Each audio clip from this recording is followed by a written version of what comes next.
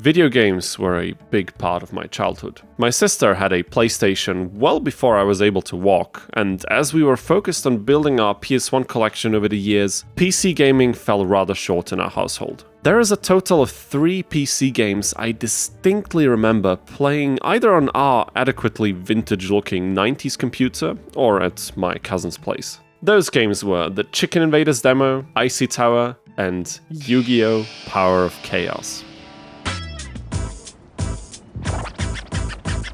Power of Chaos is a series of 3 games released for PC between 2003 and 2004. While being the first ever PC release in the franchise, the Power of Chaos games are also among the first ones to feature the rules and mechanics of the actual Yu-Gi-Oh! Card game. Yugi the Destiny, Kaiba the Revenge, and Joey the Passion were released in this order, featuring the respective titular character, titular meaning he's a giant tit, as the one and only opponent you can duel. This might sound rather boring at first, but the opponent does change their deck based on a dynamic difficulty system. More on that later. The games also build on top of each other, as Yugi features the smallest number of cards, Kaiba adding more to the previous card pool, and then Joey adding even more on top.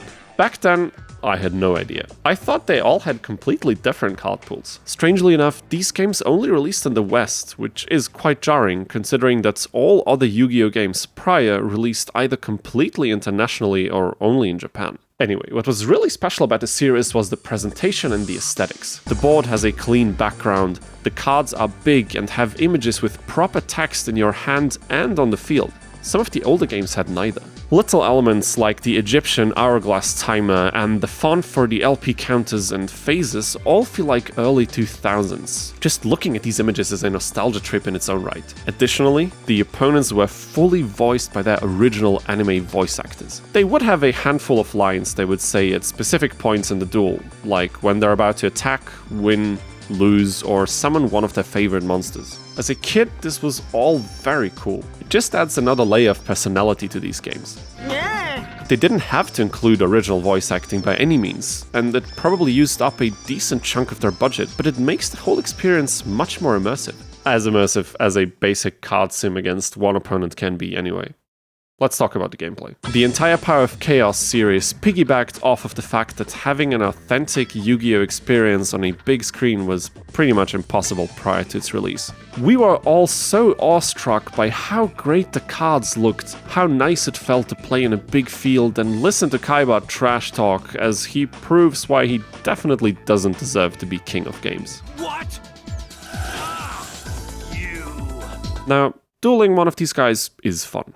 The first 5 times anyway. After that, you probably just play to unlock more cards, which is completely random by the way. And it's classic Yu-Gi-Oh! So a lot of these cards suck. My grandpa's deck has no pathetic cards, Kaiba. Except maybe for Karibo. Honestly, when I look at the aesthetics of these games and think about this simple but fun concept, I do get nostalgic and feel like playing the game again. Then I remember how Yu-Gi-Oh! Actually played back then, especially when you only had bad cards at your disposal. And you had to follow the rules. On top of that, the constant barrage of voice lines gets boring very quickly and takes up quite some time from actual gameplay. Not too shit. But you ain't gonna beat me with those lame attacks. The dynamic difficulty I mentioned before also doesn't necessarily help, as it only changes the difficulty of your opponent's deck, but doesn't affect any card drop ratios. You really just need to grind a whole lot if you want all the cards, and if you play well, you're rewarded with a harder time doing so. Fantastic. I think it's somewhat understandable I never returned to this title. Most of the games I cover on here and on my main channel, I played either very recently or at least at some point in the last few years. With Power of Chaos, I genuinely believe I have not touched any of these games for close to 20 years. Can you blame me? Wait a minute, 20 years? That's insane to think about. I'm getting old. Should you feel the urge to experience these PC classics, or if you just love repetitive, tedious grinding for cards, by all means, go to archive.org, download the games and have fun. But there is of course the problem of which game to pick. Since Joey is essentially the bigger version of the previous 2 games, is there really any reason to play one of the others? Maybe for the visuals and the voice lines? Maybe Kaiba is your favorite character and you want to duel him instead of Joey or Yugi? I mean, sure, that's basically half the experience in these games anyway, but isn't it kind of a shame that they didn't include unique card pools and completely different decks for the opponents? Wouldn't it have been great if they had released more of these games for other prominent characters from the classic Yu-Gi-Oh! Anime, featuring all of their respective cards, maybe even future generations too? Well, I got news for you.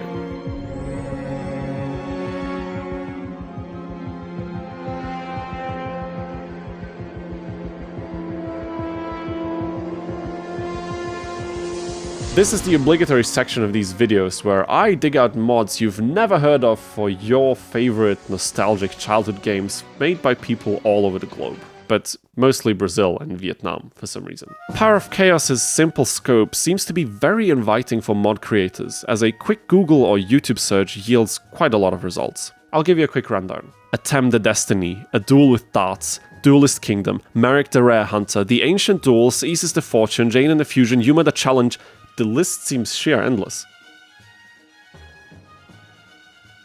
There's a blog by someone called Rista87 that featured a respectable selection of different Power of Chaos mods, some of which were also created by this individual. Sadly, most of the entries are deleted, but their mods The Legend Reborn and Jade and the Fusion are still available for download. The former seems to have been pretty popular amongst Power of Chaos enthusiasts back when it came out, so maybe that's something that's worth checking out. Another prominent creator seems to be someone named Zaza, or Zaza. On YouTube, they feature videos of the Merrick the Rare Hunter mod, which seems to be their own creation. They also have video tutorials on the actual process of modding the game, which I can always appreciate. It's seldom to find info on modding for such obscure and old titles, so kudos to you. The third and final creator I want to mention is Mods by Hatem, who also created a handful of mods for this game and Yu-Gi-Oh! The Legendary Duelist, all available on his YouTube channel. Even though the last upload is from 8 years ago, Hatem mentioned in a comment from 2 years ago that they started working on a new project regarding Yu-Gi-Oh! Legacy of the Duelist. So let's see what else this creator has in store for us. As you can imagine, these mods typically change the card pool of the game, often adding new cards with their original effects, but also dialogue lines and animations for the new opponents, probably ripped from their respective anime seasons.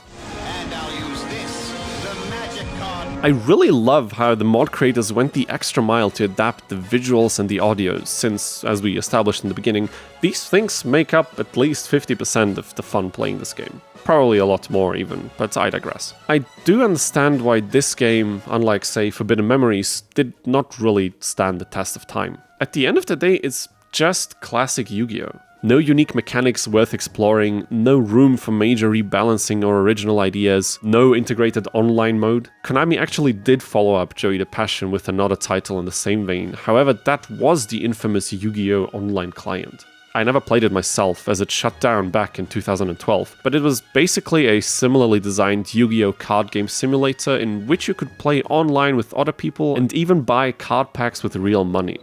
Yeah, it was basically a shitty Master Duel. Since Yu-Gi-Oh! Online is the spiritual successor of Power of Chaos, and Master Duel is the successor to Yu-Gi-Oh! Online, I think it's fair to say that Power of Chaos did have a lasting impact on the evolution of Yu-Gi-Oh! Sims, however small it may be. And while game servers can shut down and blog post download links can disappear, our fond memories of playing this game during a much simpler time in our lives will always remain.